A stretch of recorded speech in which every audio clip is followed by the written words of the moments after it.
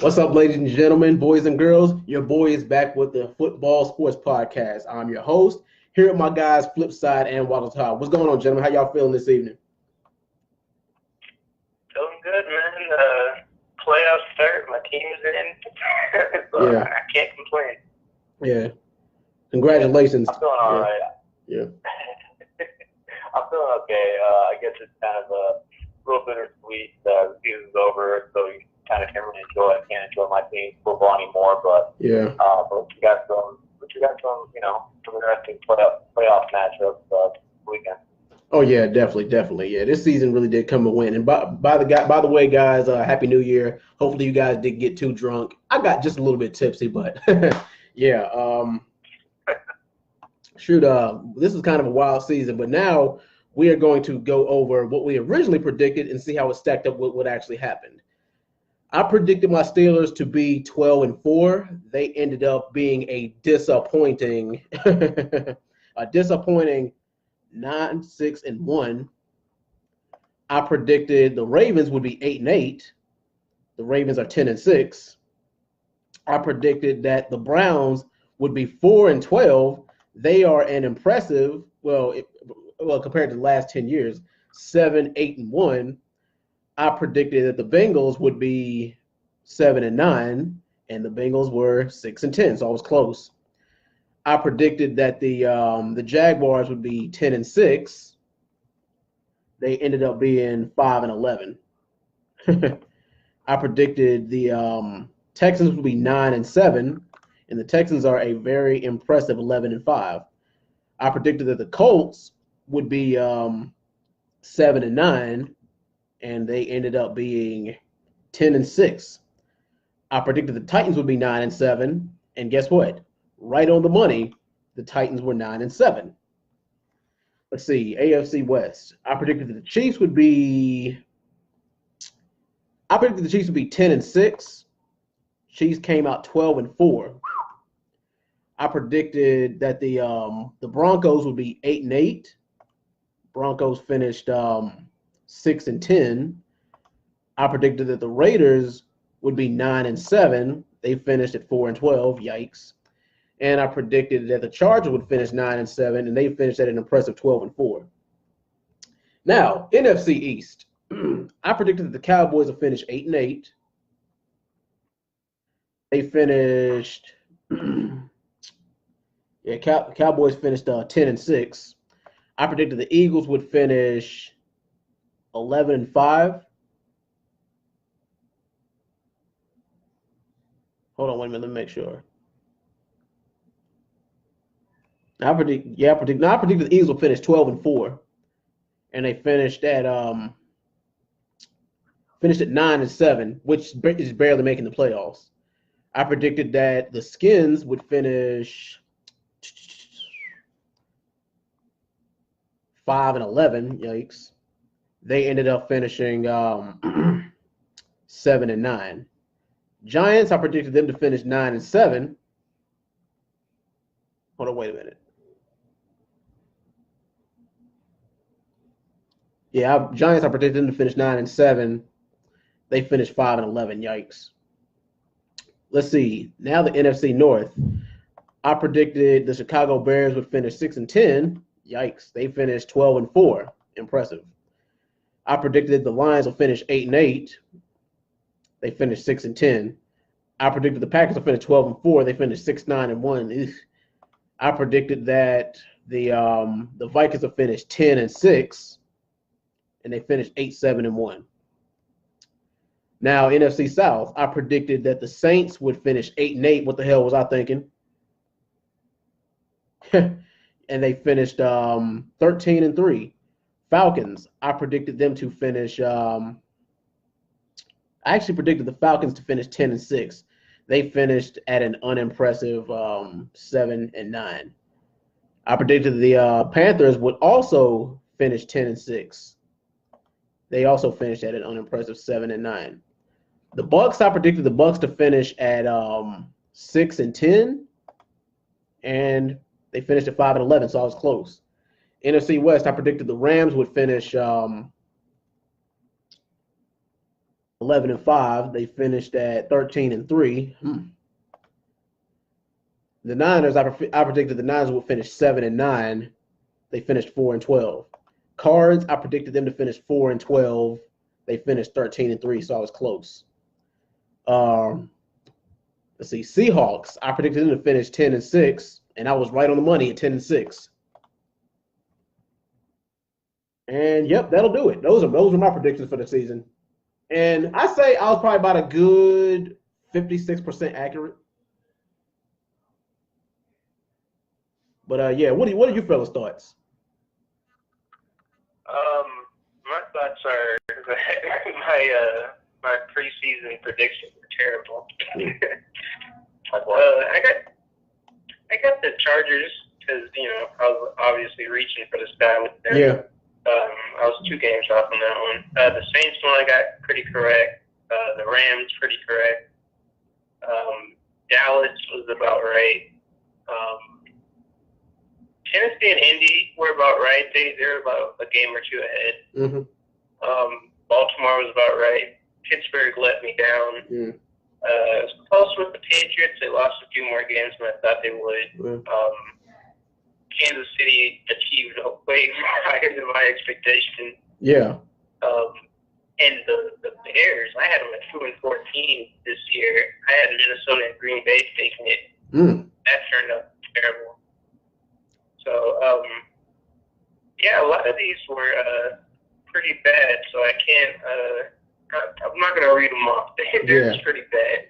Yeah, like I said, like 5 or 6. Like I said, 5 or 6 I got right on the money. But hey, this year was kind of wild. But yeah, Wildcard. Like, did this year shape out anything that you thought it would be? No, not at all. I mean, realistically, as I'm going over, I wasn't on the initial prediction podcast, but the very first before the week started. Yeah. But I mean, I had forgiven like with the Patriots. I thought Houston. I thought Kansas City and LA and the Chargers. I did have them in the playoffs. Pittsburgh really let me down. I did not have them finishing that way. Cleveland shocked me. They were especially almost a game away from having over 500 record. Mm-hmm. They're probably the biggest shock for me next to probably the bad performance of the Packers. Packers really kind of threw me off. I did have hopes for the Giants to kind of finish around 500, if not 9-7. Yeah. I did see Dallas and Philadelphia coming out of that division. Either one or two between the two, and I thought both make the playoffs. Right. I saw the Saints coming a mile away, and the Rams obviously. Niners, I had them getting a couple more wins under Jimmy G, but unfortunately, I can't account for the injury, so they did finish 4-12. But yeah, other than that, I didn't see Chicago coming the way they did, and then especially like Baltimore, I guess, with the way they finished out the whole season and with the quarterback that they had. That's kind of unexpected. I did not expect Lamar Jackson to kind of have the impact he did. Yeah. I figured it would be at least another year before we saw him play as much as he did. So he was a big shocker for me. Yeah. Now, while I'm disappointed that my boys didn't make the playoffs, I actually am kind of impressed because we actually do get to see some new faces in the playoffs for once in the past 5 years. And a lot of the teams who were juggernauts in the past few years are actually looking pretty vulnerable now. So you can't beat Father Time. And like I said, it's good to see Chicago back in there. Philly, I predicted Philly will be back in there, and I'm so glad that they made it. Man, I am.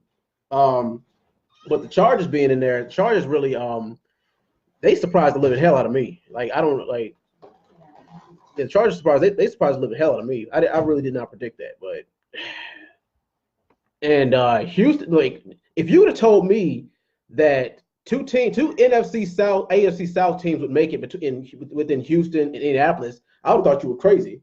But I'm actually glad they made it too. I mean, in Jacksonville, they did a complete 180 from last year because Blake Bortles got exposed, and they can't rely on that defense forever because I believe that a lot of teams watched that game tape and they figured it out. They figured out where the holes in the Jags defense was. But, yeah, man, I mean, it's shaping up to be pretty good. But anyway, let's go ahead and review Week 17 and then get on to our Wildcard weekend predictions. Game of the week. Flip, who'd you have for that? Game of the week was I gotta actually kind of check back on those. Well, I take the lead on this one. I gotta. I would say a toss-up between Cleveland, Baltimore for me, and probably the Giants, Cowboys. Just in terms of what was at least I'd say for the one game with Baltimore and Cleveland. That game was kind of entertaining. Definitely had a lot of moments, especially towards the end of the first half, where there was almost they had a fumble at the goal line, and Cleveland recovered, and then they prevented nearly a fumble return touchdown. They called it back because the referees thought it might have been a score. I don't know if you got to call that play. It was a crazy 2 minutes, and then Baker Mayfield had Landry wide open to hit him. Oh my goodness, yeah. Hit him in the helmet, and it would have been a 96-yard score. It would have been a hell of a swing, but it was just he had some picks. He had 0 for 300, almost 400 yards, three touchdowns. We had 3 turnovers. Lamar Jackson still kind of ho-hum, just 179 yards throwing, but just still enough to kind of carry that team. Running for 2 touchdowns, almost 100 yards on the ground. It just seems like teams know these. Baltimore's formula, and they still pull out these wins, just making a few plays on defense and just maintaining time of possession. The team still can't get past Baltimore, it seems. But I'll say that's probably my game of the week. I know Pittsburgh was having hopes and dreams crushed by Baltimore win, but yeah. It was still interesting, still a good game to watch. It was kind of an odd week because so many teams were throwing in their bench guys. A lot of teams didn't have so much to play for, so yeah, kind of a weird odd week. Yeah, it was especially that Pittsburgh and Bengals game was especially odd to watch because it seemed like a lot of those guys they didn't even really show if they were giving up. And of course, you guys have probably heard by now about the locker room drama concerning Antonio Brown, but in the Pittsburgh camp, if it ain't one thing, it's another, and hopefully they can get it straightened out. But as far as my game of the week, believe it or not, yeah, my game of the week actually probably was Dallas and New York Giants. And the thing is, the Giants, they did another spectacular job of letting another game slip away from them because that game was very, very winnable, and they could have really damaged the ego of the Dallas Cowboys. The Dallas actually, props to them for winning, but I feel like they got away with one there.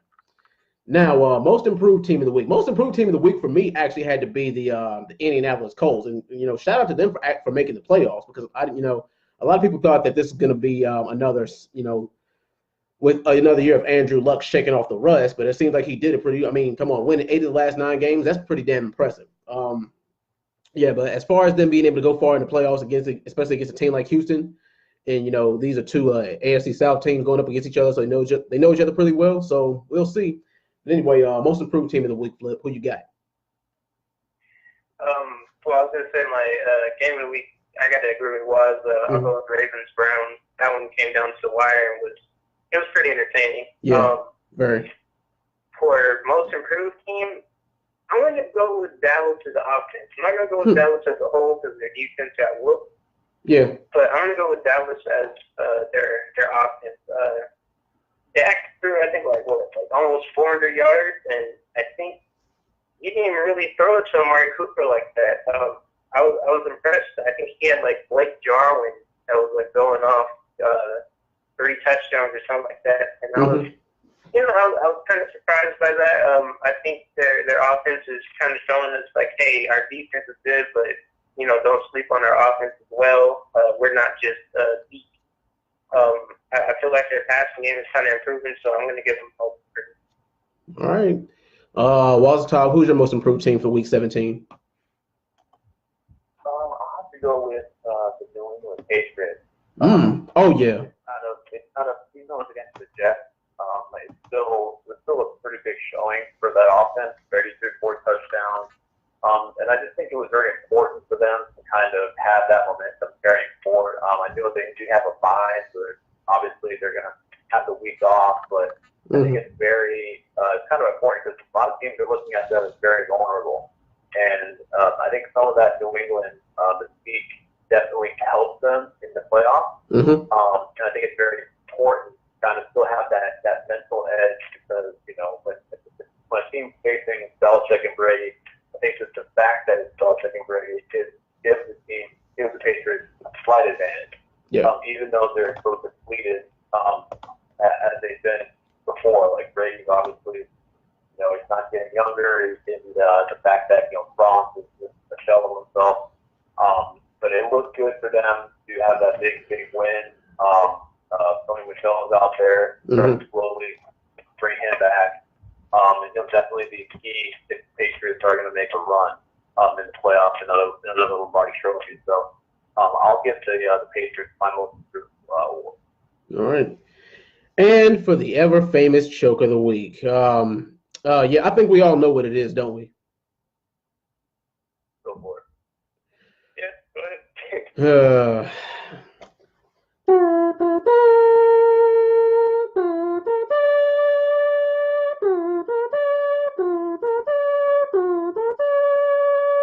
For people who don't know what that tune is, it's called Taps and it's played at funerals.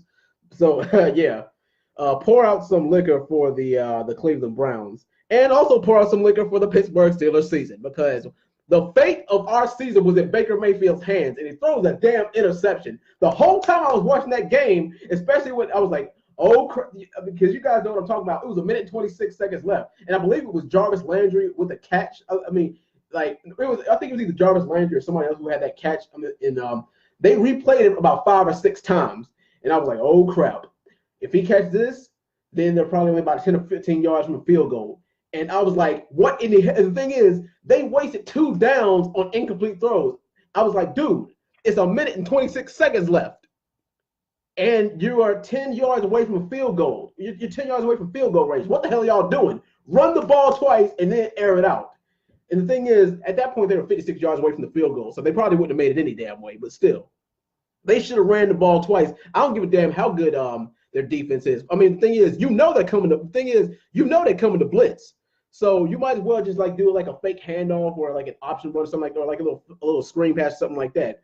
But yeah, I mean, by far, the thing is, the Browns aren't a laughingstock anymore. They're not a joke. So, I mean, I don't know whether they have a winning record next season or not, remains to be seen. But, I mean, we'll see.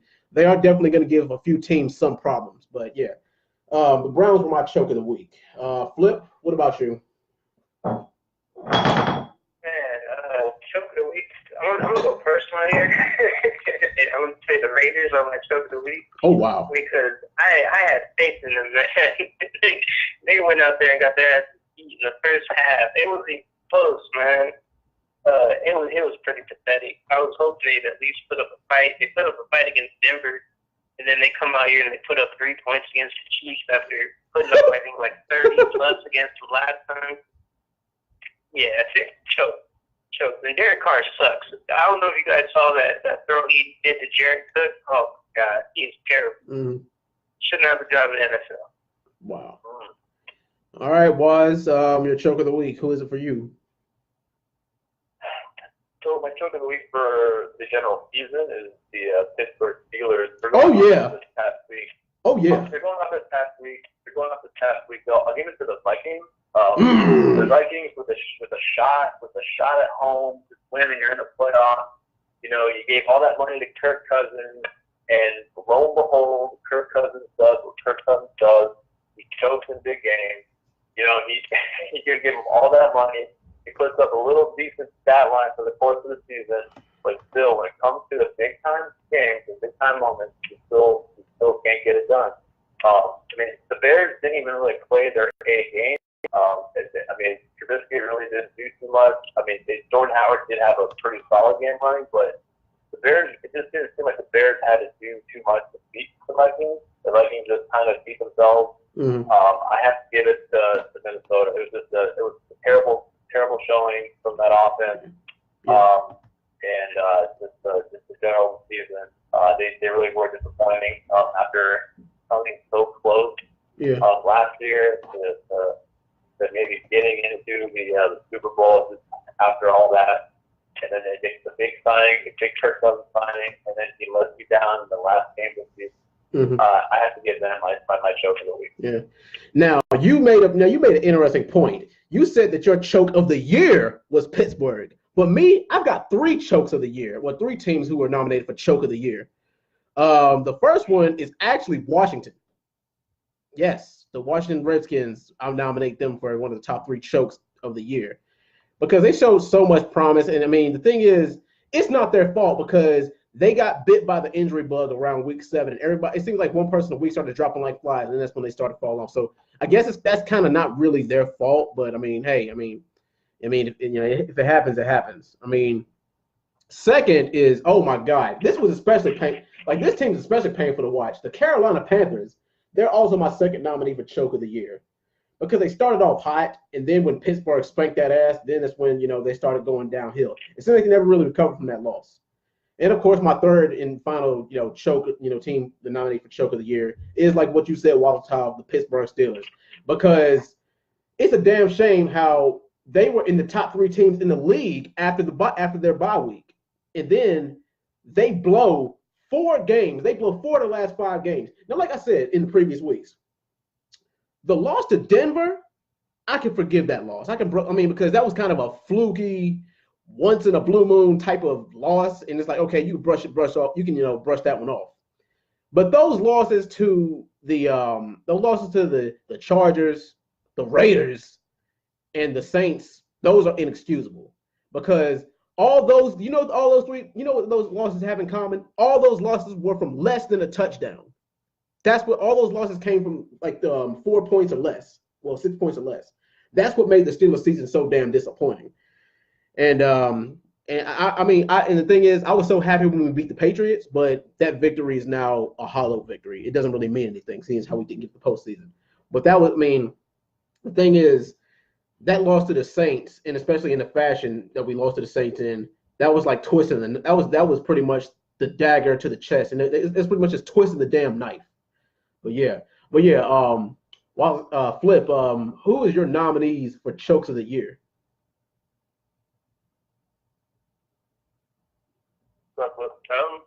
Okay. You want me to go first, or? Yeah, your nominees for. I've already got the Steelers. Yeah. All right, cool. Damn, I kind of want to go with the Steelers too, but I'm going to switch it up. I'm going to say the Minnesota Vikings are the choke of the year. And I'm going to say this because you can't have Case Keenum, who everyone is claiming to be a backup, third string backup QB, and he takes you to the playoffs on a measly salary at that. Right. And then you go and you say to yourself, no, we don't need you. We need a better quarterback to lead us. So we're going to go out, pay $84 million for Kirk Cousins. He comes in, he has the same offense, defense is basically the same, and he can't get it done. I mean, and it's weird because you have this high-powered offense. You got Thielen having a record year. You got Diggs, who's a top 10 receiver. You got Dalvin Cook back there. And even when Dalvin Cook was hurt, the offense is still going fine. You still have Latavius Murray to take over things. It's just you can't go out and spend all that money, have all these expectations, and then not show up and perform the way you're supposed to perform. Because Case Keenum didn't have doubt the entire season. Kirk Cousins misses Dalvin Cook maybe like 4 games, and they just like fall apart. It was pretty sad to see. Kirk Cousins he's a mediocre quarterback. If you watch his plays, he's kind of like that quarterback that he'll look for his first choice in the target. If it's not there, he'll kind of throw it away or just throw up a prayer. He's not reading the defense. He's just not worth $84 million. The Vikings overpaid like crazy, and they paid for it. And yeah, the choke of the year for the Vikings. Yeah, I gotta go with them. Damn. Well, all right, fellas. Wild card weekend predictions. If you ask me, a lot of times wild card weekend is more exciting than the divisional round of the playoffs. But all right, anyway, here we go. We got the Indianapolis Colts going on the road to face their division rival, the Houston Texans. Flip, who you got? Colts, Texans. Yeah, this is weird. The Colts, I think they were boasting about being the only team to not allow a 100-yard rusher this season. Mm-hmm. So that's pretty impressive for a team we've been calling a pretty mediocre defense this entire year. Yeah. I think that's going to hurt the Texans because Lamar Miller seems to be kind of like that guy that they need to get going for Deshaun Watson to top open or somebody, especially now since they've lost Will Fuller and Demaryius Thomas. Mm-hmm. Kiki QT should be back. I think he'll be a decent addition to their offense. I don't think he's going to be that game changer that they need to beat the Colts. I feel like the Colts are kind of on fire right now. Andrew Luck is back in his football form. Marlon Mack is in that backfield with Nyheim Hines making noise. Their O-line is healthy again, so it's kind of hard to just say, oh, JJ Wonder, Davian Clowney, they'll be able to pressure Andrew Luck into throwing some takes or making some mistakes back there. Because their O-line is probably top 3 in the league right now. Mm-hmm. I feel like it's going to be a lopsided game. I got the Colts winning this 31-23. Wow, you got the Colts win? Okay, well, all right. Wildcard, who you got? Texans, Colts. Yeah, I don't think this is going to be a lopsided effort by anyone. Both times the teams that face each other in the regular season, they've been close games. I think both games were 3-point games. The Colts actually, won on the road in Houston, and Houston won on the road in Indianapolis. But the thing that's been consistent is Andrew Luck still throws for damn near 400 yards, even against the Texans defense. So I don't think Texans defense is going to be the key in this. I think Andrew Luck is going to have his way. He's too good of a quarterback. He's not going to get rattled. You've seen him come back in big games in the playoffs. So I think the key to this is just if Deshaun Watson can perform his ass off, can minimize mistakes, because this Colts defense can be pretty good. They've had their way with some offenses. They've shut out the Cowboys. They shut the Jags. I mean, granted, not big off, not like booming offenses, but still they have potential to shut teams down. So I think if Deshaun Watson can play his ass off, obviously it's going to be his kind of debut in the playoffs. We can't account for how that's gonna play, but Deshaun Watson has a tendency to shine in big moments. We saw that in college. We saw this team that during the course of the regular season. So it remains to be seen, but there's a good chance he can perform even better in the playoffs. But for the sake of it, I'm going to go and lean on the team, even though there's probably a little more experience on the general Houston roster in terms of being in the playoffs. I'm going to lean just on the quarterback. I think the teams are kind of evenly matched, but I'm going to lean on Andrew Luck in this instance. I think this will still be like a 3-point game, just like they've been in the past. I'll say the Colts win this 30-27. All right. You gentlemen both make pretty good cases. The Colts are not in the playoffs for nothing. They didn't just get the playoff spot handed to them. They actually did work for it. And as I said at the beginning of last season, when Deshaun Watson comes back 100% healthy, they are going to be a force to be reckoned with. And for the most part, I was right. Now, there are still some holes in their game, especially concerning Deshaun Watson, if you can pressure him, because he's a dual threat quarterback. And, it seems like all dual threat quarterbacks have the same weakness where the O-line doesn't know where to block for him because they don't know if they're going to run or pass. And the thing is, the front seven for the Colts, they can use that to their advantage. If they pressure him, then it could force them to run the ball more. And as you guys said, the run stopping for the Colts has been phenomenal. So yeah, but Andrew Luck has something that Deshaun Watson doesn't. He has that experience factor. But the thing is, he's been away from football long, and the thing is playoff football and regular season football are two different things, because every single play is crucial. Every single play is fourth down. But yeah, it's going to be interesting to see Deshaun Watson rise to the occasion. But I feel like that defense that defense that the Texans got, they're probably going to be hawking Andrew Luck all night long, to the point where he has to either throw short passes or rely on the run game too. And the Colts run game is good. Don't get me wrong, but it's not as. I don't think the Colts run game is as good as. I don't think it's as good as the Houston Texans run game is. I'm gonna go ahead and take a chance. I'm gonna take a chance on the unknown. I'm gonna go ahead and say, give me the Houston Texans 28-26 Texans.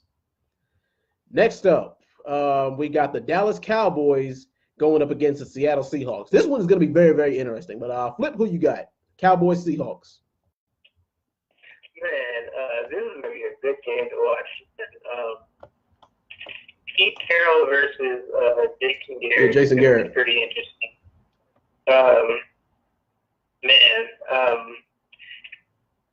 I underestimated the Seahawks offense the entire year. I didn't. They've shown us,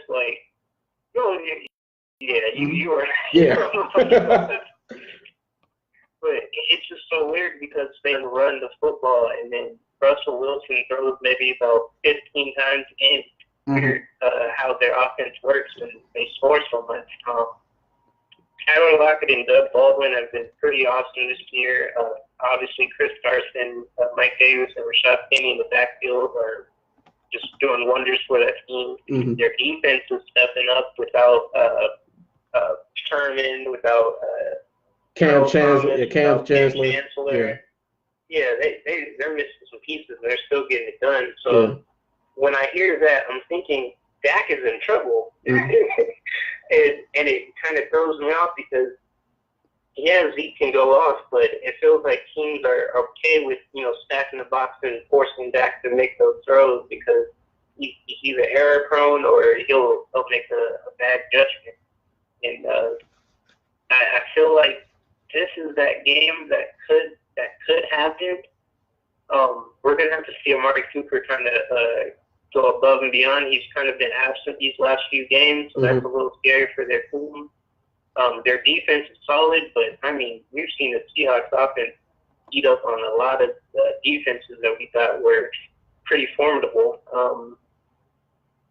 So I'm leaning towards the Seahawks to win this game. I don't think it's going to be a lopsided one like I was thinking with the Colts Texans. I feel like it's going to be close. I got the Seahawks winning 27-24. All right. Walter Top, who you got? Seahawks, Cowboys. Yeah, let's flip that. I think it's going to be a good game. However, it is kind of obvious. I think I do have to give it credit to Seattle. Dallas is at home, but when I look at both teams, I think both teams are very, very similar, but with the exception of the running back position for Dallas, who I give the slight edge, I just have to give all the checks over to Seattle. Seattle, I think, just has the better quarterback, more proven quarterback. Defense overall, just in terms of what they've seen and their experience. Dallas could have a good regular season. You might want to give this butt edge for them. But other than that, I do like the wide receivers more on Seattle.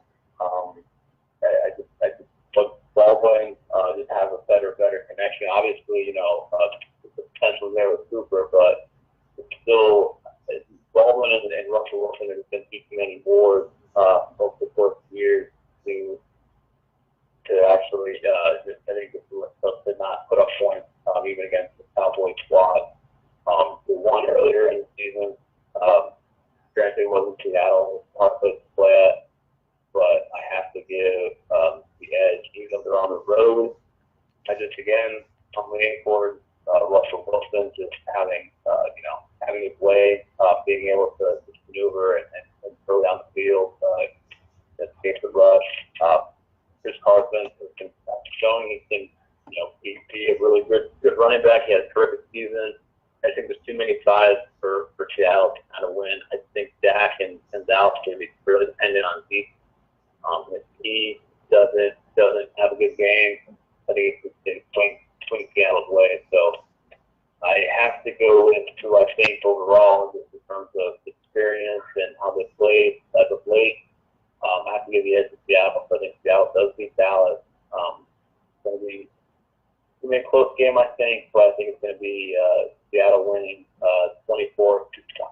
All right. Now, Top, I got to piggyback off of what you said about both teams being very, very similar.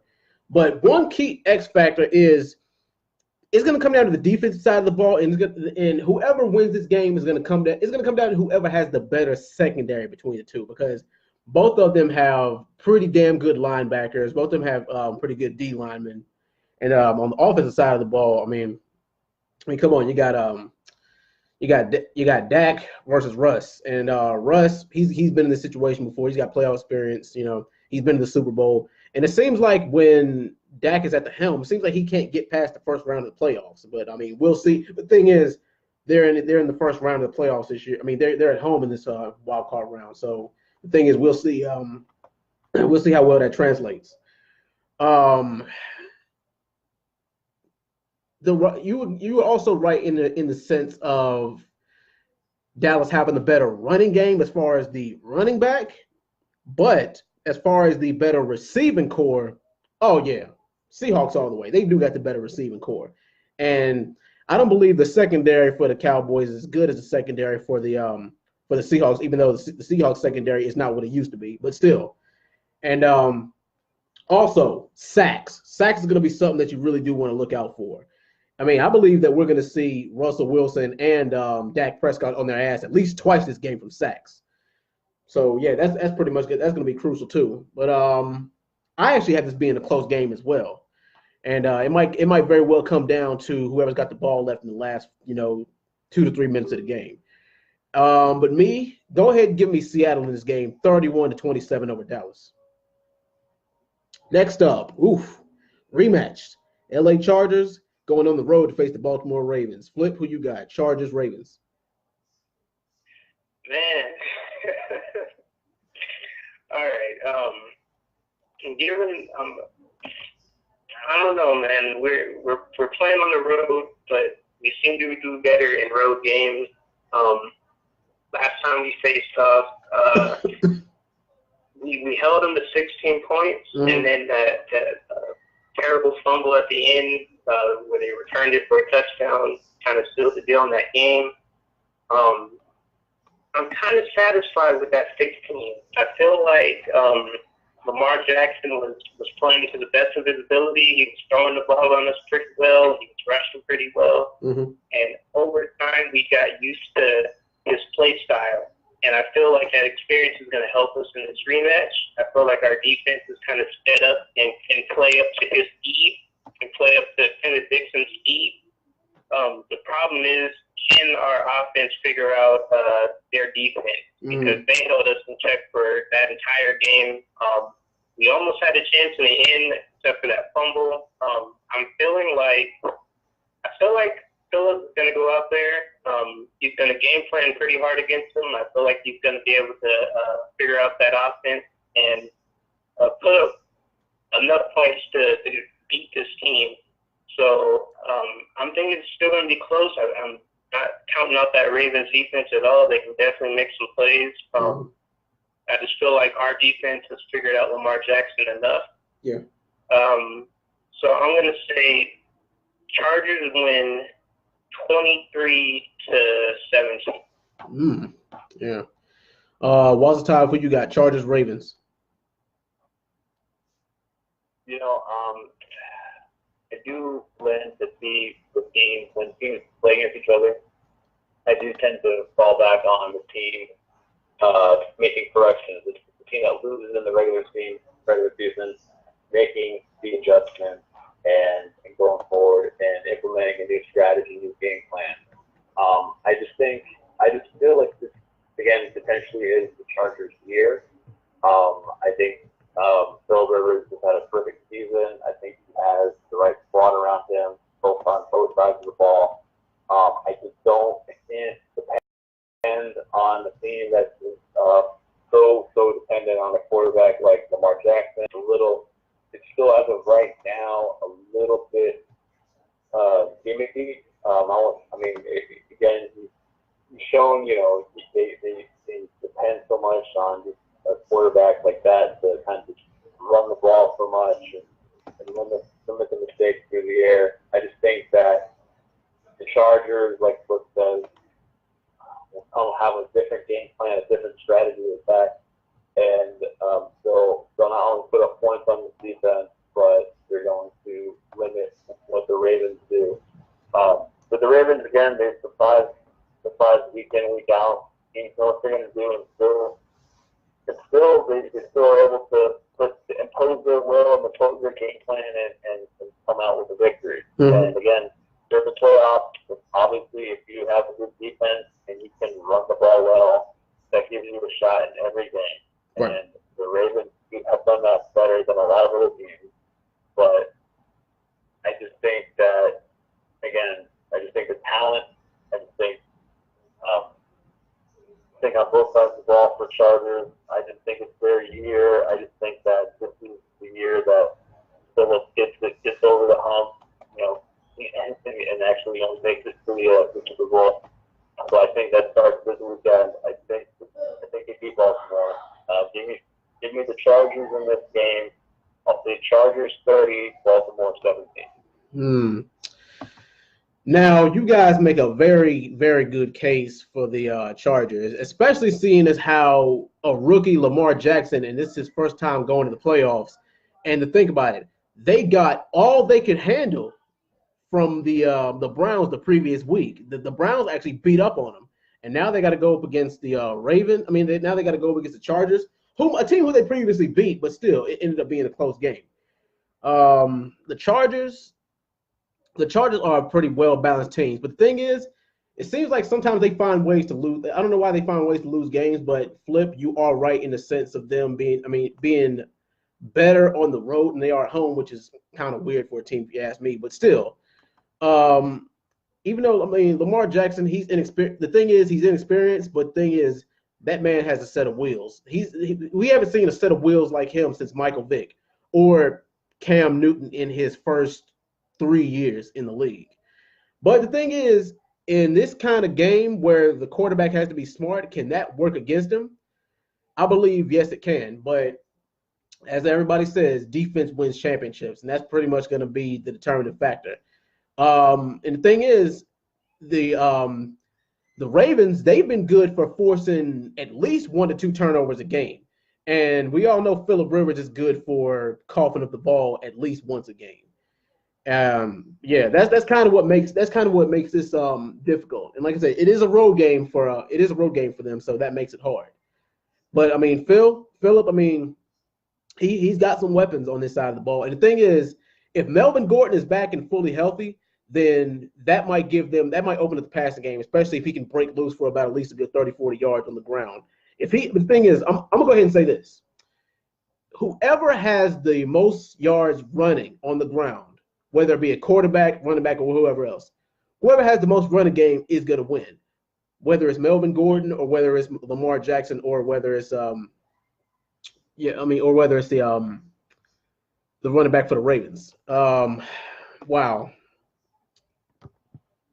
I cannot believe that I'm about to say this, but go on ahead and give me the Ravens in this game. 24-20 over the Chargers. That's that AFC North 5. What was that? That's that AFC North 5. Oh, yeah, definitely. And the thing, Flip, just a quick question before we move on to the Chicago and Philly prediction. Would you have rather have faced us than would you rather face the Steelers than Baltimore?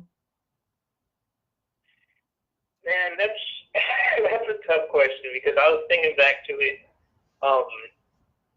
If I had known about all this news about Antonio Brown and you guys, I think that would even be a problem post-playoffs. I think I would kind of lean towards the Ravens still because you guys gave us a pretty tough matchup, man. We barely came back from that game. Yeah. With the Ravens, it wasn't like they blew us out. They were just holding us, down so long that it looked like a blowout. But it was 10-16, and we were driving down the field about 3 minutes left. It was just that costly fumble at the end. So definitely would have went with the Ravens. Yeah, like I said, especially since the Browns gave them all they could handle, and the Ravens were at home. So, yeah, if I were you, I'd have picked them over the Steelers too. But, last game. This one is also going to be very interesting. The Chicago Bears, who make it to the playoffs for the first time in a decade, versus the Philly, the defending champs. Flip, who you got? Bears, Eagles. I'm going with the Bears in this one, man. Wow. Well, I'm not surprised. I don't think Carson Wentz would even be back for this year. The way he's talking, like he's got like a crack in his back or something. That's I guess has been bothering. It doesn't seem like he's coming back this year. Nick Foles has the rib injury now. I would be surprised if Nick Foles didn't play, but I wouldn't be surprised if he was out of the game by the second. I feel like Khalil Mack, all he needs is just one or two hits on Nick Foles, and he's done. I'm not going to count the Eagles out because they are a tough team. They beat the Rams. They're showing, hey, we can make this Super Bowl push if it's wanted enough. I just feel like Nick Foles' health is going to be the issue in this one. I feel like the Bears defense is going to play very high tempo. Khalil Mack is probably fired up like crazy. His former team is trash without him, so he's looking to make a statement in this game. I think the problem would be, can Mitchell Trubisky show up in this playoff game? Because exactly. I feel like this might be on his shoulders this game. And a player without playoff experience versus someone who just won the Super Bowl, it could go either way. I'm just going to lean towards the Bears defense saving him enough. But I wouldn't be surprised if the Eagles won, so I'm going to say the Bears win 28-24. All right, Wazatov, who you got? Bears, Eagles. Yeah, so I know I've had a theme generally throughout the course of all these predictions where I gravitate towards the quarterback with more experience, more playoff appearances, just general kind of savvy when it comes to this time of the year. But haven't you noticed right quick, but haven't you noticed in the past 5 or 6 years, Wildcard weekend is when the underdogs shine. The underdogs always win, well, not always, the underdogs win most of the time in Wildcard weekend. You notice that, right?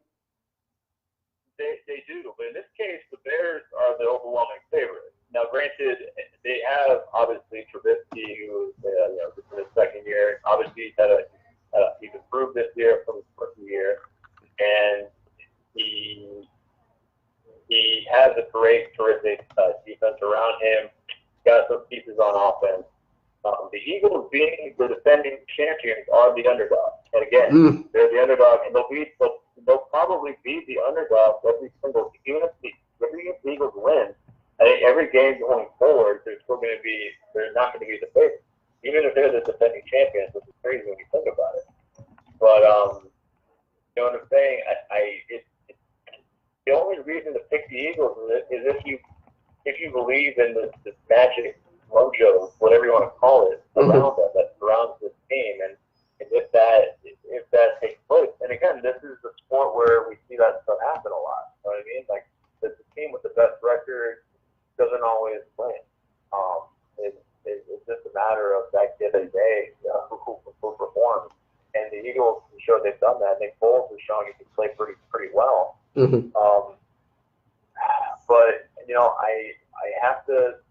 I'm trying to look at this objectively. Even though I've picked teams like against Foles, I just can't. I can't pick against the Bears squad. They've looked pretty good for generally in the course of the year. I mean, granted, Philly's coming on hot, and they're probably, they might not have it any other way. They like to be the underdog. They like to ride that mantra that nobody believes in them, and they get to do that again this year. But I think the road stops with the Chicago. They're in Soldier Field. I just think it's Chicago's time right now, at least to make a little bit of a push. Defensively, I just see them making a hell of a day for Foles, who's already dealing with injuries. I don't think they have anything. They have nothing on the ground.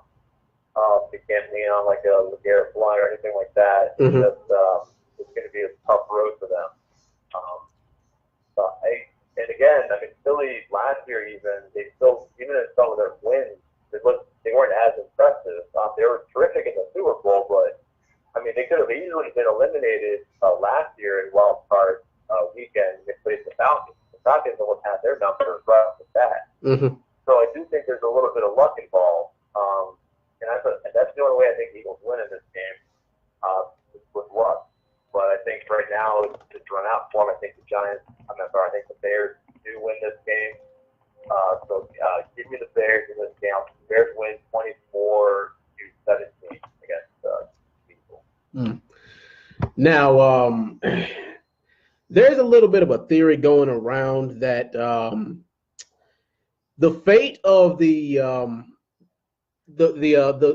Chicago Bears pretty much held the fate of the playoffs in their hands between the Vikings and the Eagles.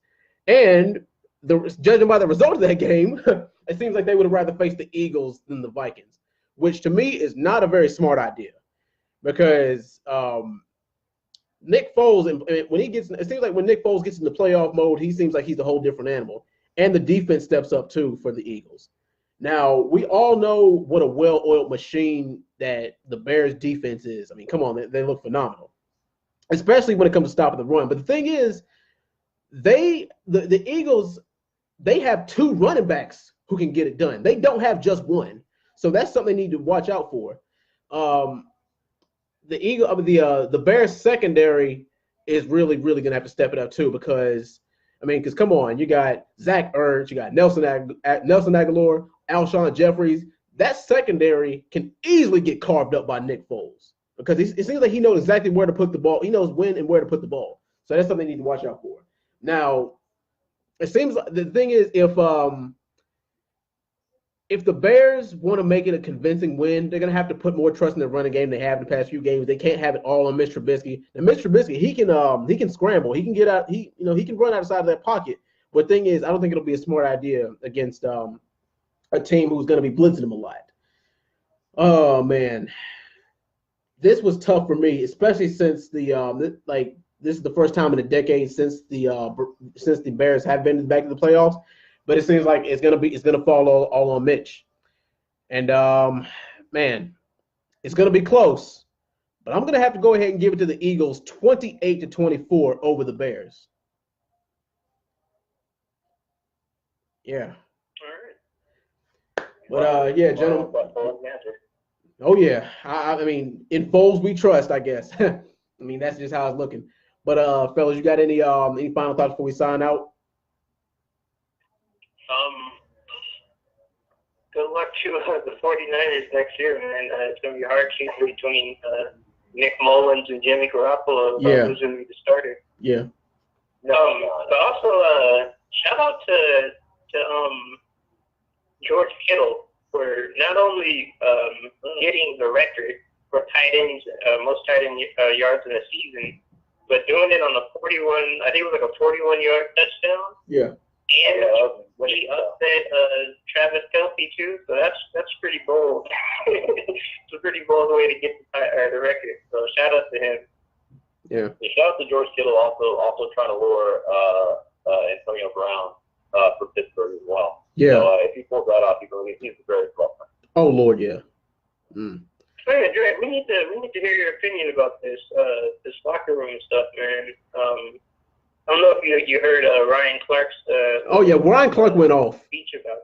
Yeah, Ryan Clark, he really did go off. And the thing is, there's a whole ESPN, they had a whole 30-minute segment about this morning, and it seems like Max Kellerman, he said that the Steelers, this season was over for them before it started because of the whole Le'Veon Bell situation, Antonio Brown being a diva, Mike Tomlin not having any control over the locker room, and pretty much just letting the quote unquote let the inmates run the asylum, which is kind of a messed up way of thinking about it. But thing is, when you let the players have more leeway than the actual coach, because a lot of people are saying, well, Bill Belichick, like with the whole Le'Veon Bell situation and with the whole Antonio Brown thing, Bill Belichick, he ain't having that. He really isn't. He would not let that crap slide. Which is but man, and it seems like we let a lot of it go because of how talented these guys are. I mean, Antonio Brown is the number one wide receiver in the league. I mean, it seems like that dude is a human circus. He's a human circus act, no doubt about it. But thing is, can his behavior off the field excuse the talent on the field? Because we let him get away with a lot of crap. We really do. But it's like, oh well, he performs and he delivers every time he shows up. But the thing is, I mean, that's something that you can only let that slide for so long because look at what happened with Santonio Holmes. We cut him a year after we won the Super Bowl back in 2009. And we made it back to the Super Bowl 2 years later in 2011, and we lost. And that's the year that Antonio Brown got drafted too. But it really is just hard. I mean, it really didn't make any sense for the Steelers to be as talented as they are, and for them to finish the way they did. I will go ahead and say this: the Steelers know what they're doing as far as drafting. They have a thing for drafting running backs. Well, I mean, they have a thing for drafting wide receivers. They draft a running back like once every 4 years, but they'll draft a wide receiver every year. And they draft well when it comes to wide receivers because it seems like they know what they're doing. But it seems like we let go of more top talent wide receivers than we know what to do with. I mean, just look over the past few years: Antoine Randall, Mike Wallace, Santonio Holmes, Martavis Bryant. Let's see, who else? I mean, even you can even go back to Plaxico Burress. I mean, we let him go to the Giants, and then he won a ring he left us and won a ring with the Giants. But yeah, it seems like You could think Flax is probably the only one that really had good success after he left Pittsburgh.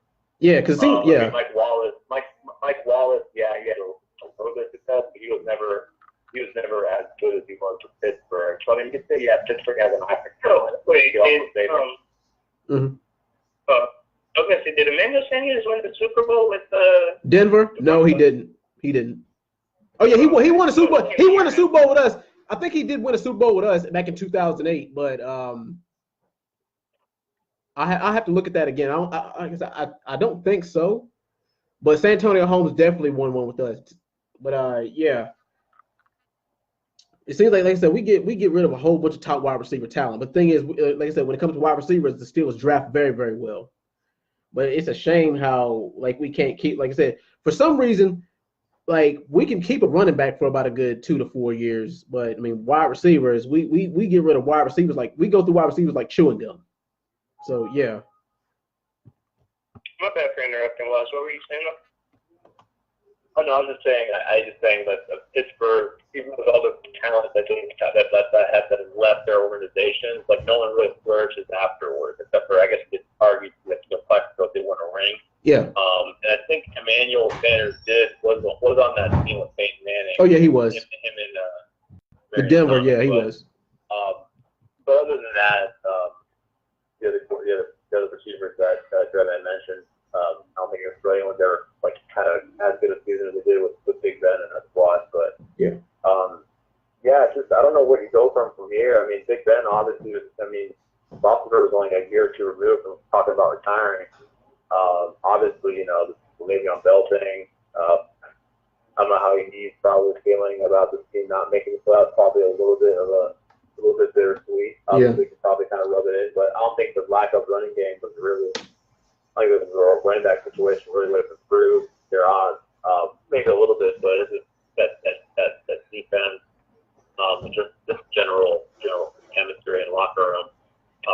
And I don't know, man. My Tom I don't know what's gonna happen. I mean, Marvin Lewis just got fired. Marvin Lewis got fired. Anyone get fired. So yeah. It's bound to happen to anybody else, but we'll see. We'll see. We've had again. It's probably the most underperforming season in a little while. So maybe they give him a little bit of a leash for it, but there is definitely some lack of chemistry in that. Hopefully that gets addressed in the off season, just for Pittsburgh fans' sake. All right.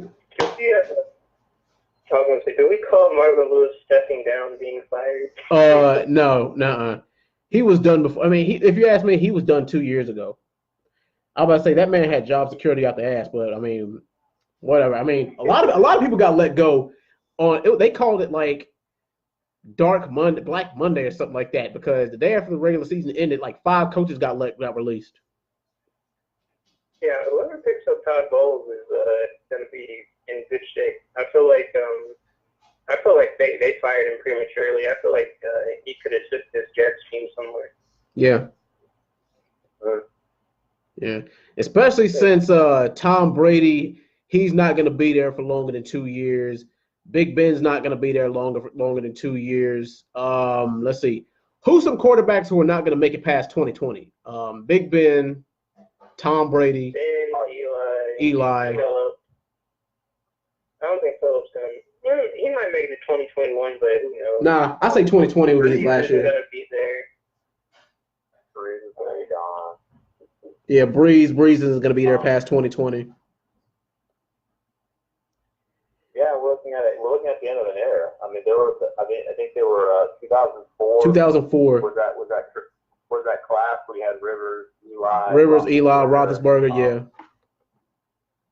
So. Yeah. Yeah, it's coming. It's kind of the end of an era. Yeah. Because Peyton Manning, he got drafted in 1998 and retired in 2016. That was an 18-year career. But yeah, yeah. You know who else isn't going to make it to 2020? Jameis Winston. Really? You don't think he's going to be in the league? He's going to be out, man. Well, damn. He'll be. I guarantee he's going to be in the XFL. Oh wow. Yeah, because the XFL is coming back in 2020, isn't it? He'll be playing football in 2020. It's just going to be with it's going to be with Vincent, man. Yeah. Yeah. Well, Flacco, I think, is going to be out too, man. I think Flacco's coming to an end. Flacco's probably going to be done next year. Flacco, 2019 is probably Flacco's last year. No, I think Flacco can probably get a job somewhere else. 30. Well, yeah, he's in his mid-30s, so yeah. Yeah, we'll see. I don't know anybody who would want to pick him up though, because he knows that Ravens scheme all too well. I don't think he'll fit anywhere else. And I know with him getting traded for Lamar Jackson shows a little bit of promise in this playoff. Yeah, and RG3 is the third stringer. So, well, he's the second string. Well, yeah, RG3 is the third stringer for the Ravens. So, yeah. Yeah, if Flacco actually is okay with being the backup, I think he should take that backup job in Baltimore, because Lamar Jackson, I mean, when you're a running quarterback like that, you never know. Yeah, because running quarterbacks are fun. They're fun to watch, but they just don't last long because they're too injury prone. They put themselves in danger way too much. Look at Cam Newton. Look what he has to show for it. He's been playing injured for 6 weeks, and that's what kind of messed up his performance. Yeah, Russell Wilson is pretty much like the best, like in terms of running quarterback. Dual threat. Knowing when to get out of bounds. Knowing when to get out of bounds, take minimal hits. He's probably one of the best, if not the best, to ever do that. Oh yeah, definitely. He's what Mike Vick should have been. So he's Mike Vick with the Super Bowl ring. Yeah. Well, all right, fellas. I guess that'll do it for this evening. As always, thank you guys for chiming in. I really do appreciate it, and hopefully you guys enjoy this weekend of football. Yeah, man. It's gonna be stressful, but it's been every week so far. Yeah. Well, all right. I will see you guys next week. Peace out. Peace out, guys.